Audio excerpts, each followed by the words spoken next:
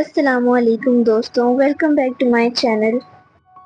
دوستوں، آپ نے کالا جادو اور وچ کرافٹ کے بارے میں تو سنا ہی ہوگا، بلکہ ہمارے پاکستانی بچوں کا بچپن تو بھوت، جنات، چڑیل، پچھل پیری، پریاں، جن، سرکٹا اور جادوگرنیوں سے بھرا پڑا ہے۔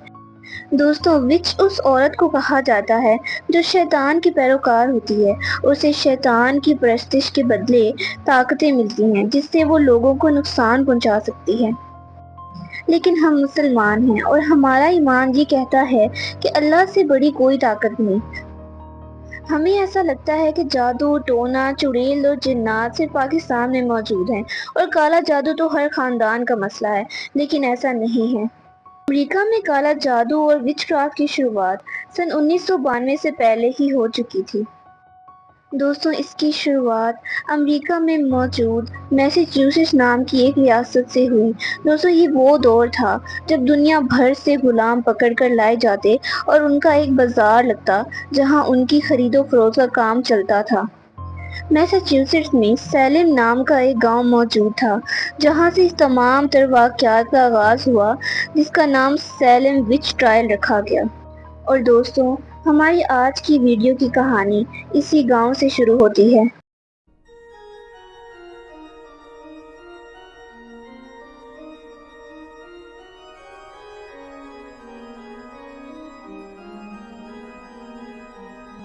دوستوں، اس گاؤں کے منسٹر کا نام سیموئل پیرس تھا۔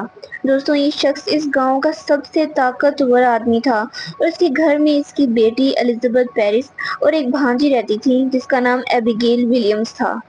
جنوری 1992 میں سیموئل پیرس نے ایک حبشی غلام کو خریدا جس کا نام ٹیٹیوبا تھا۔ دوستوں، ٹیٹیوبا کا تعلق کیریبیا سے تھا۔ ٹیٹیوبا گھر کی باقی ملازموں کی طرح پورے گھر کا کام کرتی اور اس کے ساتھ بہت ہی برا سلوک کیا جاتا تھا، لیکن یہ لوگ اس بات کو نہیں جانتے تھے کہ ٹیٹیوبا ایک وچ تھی، یعنی جادوگرنی تھی اور کالا جادو کرنے میں ماہر تھی۔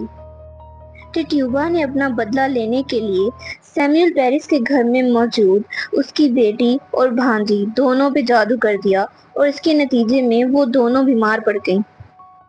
دونوں کی حالت بہت بگڑ گئی۔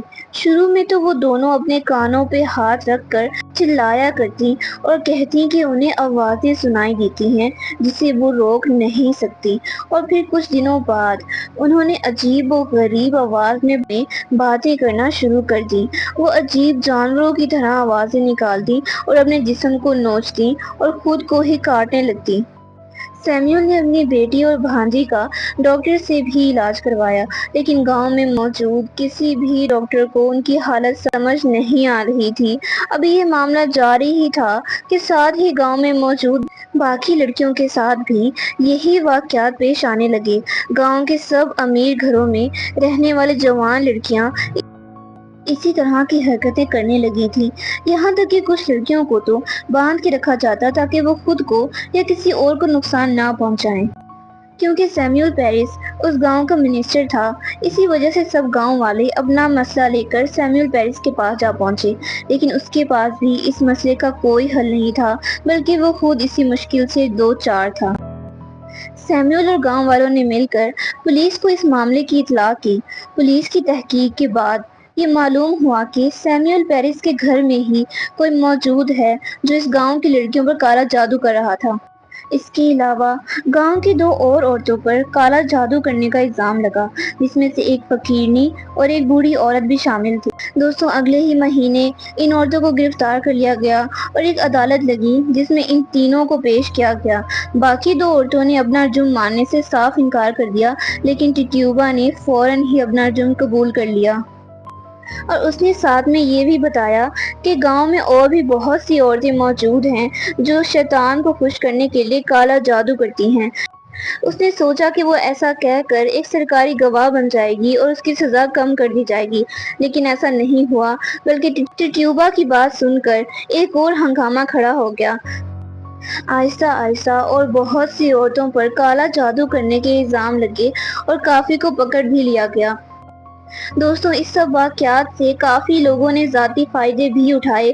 کافی لوگوں نے اپنا ذاتی بدلہ لینے کے لیے بھی عورتوں اور بچوں پر کالا جادو کرنے کے الزامات لگائے، یہاں تک کہ دو بچوں پر بھی کالا جادو کرنے کا الزام لگا اور انہیں پھانسی دی گئی۔ دوستوں اس دوران کافی عورتوں نے اپنا جرم قبول بھی کیا اور کافی بے گناہوں کو پھانسی دے دی گئی۔ اس وقت عوام کا غصہ اس قدر زیادہ تھا کہ جس عورت کے بارے میں سنا جاتا کہ وہ جادو کرتی ہے، لوگ ان کے گھر کو آگ لگا دیتے۔ عوام کے غصے کو کم کرنے کے لیے کئی بے گناہوں کو بنا تحقیق کے پھانسی دے دی گئی۔ دوستوں اگلے 6 مہینوں تک 17 چڑیلوں کو پھانسی دی گئی۔ کافی عورتوں کا گھر بھی جل چکا تھا اور کافی ہنگاموں میں بھی ماری گئی۔ ان میں کافی بچے بھی شامل تھے۔ دیکھتے ہی دیکھتے پورا گاؤں خالی ہو گیا۔ دوستوں سیلم وچ ٹرائل کو امریکہ کی تاریخ کا سیاہ ترین دور کہا جاتا ہے، جس میں کئی بے گناہ عورتوں اور بچوں پہ وچ کرافٹ کا الزام لگا کر انہیں پھانسی دی گئی تھی۔ دوستوں سیلم وچ ٹرائل ظلمت کی ایک مثال بھی بن چکی ہے۔ آخر کار سن 1697 کو کئی بے گناہ عورتوں اور بچوں کو پھانسی دینے کے بعد حکومت، پولیس اور عدالت کو اپنے غلط فیصلوں پر شرمندگی ہوئی اور انہوں نے سیلم وچ ٹرائل کو بند کر دیا۔ عدالت نے اپنے کیے پر معافی بھی مانگی اور جیل میں وچ کرافٹ کے الزام سے موجود قیدیوں کو رہا کر دیا۔ دوستوں وقت گزرتا گیا اور اس گاؤں کے بارے میں مزید باتیں مشہور ہو گئیں۔ وہاں کے مقامی لوگ ان عورتوں کو دیکھنے کا دعویٰ کرتے تھے جنہیں پھانسی دی گئی تھی۔ تقریباً 2 سال بعد جہاں سب جادوگرنیوں کو پھانسی دی گئی تھی، اسی جگہ ایک ہاتھورن نام کا ہوٹل بن گیا۔ دوستوں یہ ہوٹل امریکہ کا سب سے پر اسٹار ہوٹل ہے۔ اس کا کمرہ نمبر 325 ہوٹل کا سب سے پر اسٹار کمرہ ہے، جہاں ایک بچے کے رونے کی آوازیں آتی ہیں اور آس پاس والے کمروں میں بھی رات کے وقت عورتوں کے رونے اور سسکیوں کی آوازیں آتی ہیں۔ دوستوں اب اس منزل پر یہ کمرہ اور اس کے آس پاس موجود سب کمروں کو بند کر دیا گیا ہے۔ اس ہوٹل کی 6ٹھی منزل پر اکثر ایک عورت چلتے ہوئے نظر آتی ہے جو چلتے چلتے غائب ہو جاتی ہے۔ خیر یہ ہوٹل کو مشہور کرنے کے لیے بنائی گئی کہانیاں ہیں یا سچ، یہ تو مجھے نہیں معلوم، لیکن سیلم وچ ٹرائل کا یہ قصہ ایک حقیقت ہے جو کہ امریکہ کی تاریخ کا ایک سیاہ ترین دور رہا۔ دوستوں اگر آپ کو ویڈیو اچھی لگی ہو تو اسے لائک کریں اور اسے شیئر کریں اور کمنٹس میں لازمی بتائیں کہ آپ کو ویڈیو کیسی لگی۔ مزید ایسی ویڈیوز دیکھنے کے لیے میرے چینل فرائیڈے تھریڈز کو سبسکرائب کرنا مت بھولیں اور بیل آئیکن ضرور دبا لیں تاکہ آپ کو میری نئی آنے والی ویڈیوز کا نوٹیفیکیشن مل سکے۔ اگلی ویڈیو تک کے لیے اللہ حافظ۔